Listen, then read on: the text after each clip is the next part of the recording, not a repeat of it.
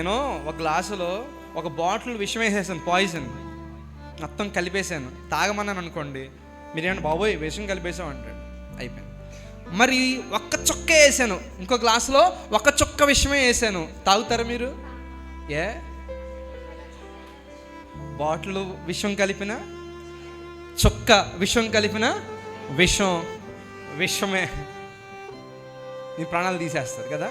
నేను అంటాను, సైజుతో నిమిత్తం లేకుండా విశ్వాసం అనేది చుక్కో బాటిల్ నిండో అనుకుందాం. ఫర్ ఎగ్జాంపుల్, మనం విశ్వాసం అనేది చిన్నదున్నా సరే దాని యొక్క శక్తి అది కనుపరచడం ప్రారంభిస్తుంది. విషపు చుక్క చిన్నదైనా దాని యొక్క ప్రభావాన్ని ఎలా చూపిస్తుందో, విశ్వాసము చిన్నదైనా సరే దాని ప్రభావాన్ని తప్పక చూపిస్తుంది. నువ్వు నమ్మట్లేదు, అది నువ్వు అనుకుంటున్నావు బాటిల్ కొమ్మరిస్తే అప్పుడు విశ్వాసం ఉన్నట్టు అనుకుంటున్నాను. ఈ పూట ప్రభు నీతో మాట్లాడు తెలుసా, నువ్వు సామాన్యమైన బిడ్డగా దేవుని సన్నిధికి వచ్చావేమో.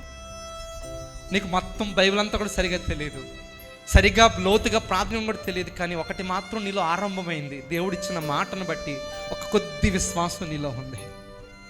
నేను అంటాను, ఆ విశ్వాసం తప్పక ప్రభావం చూపుతుందని నువ్వు నమ్మగలిగితే ఆ శక్తి అంటూ నువ్వు అనుభవించడం ప్రారంభించు.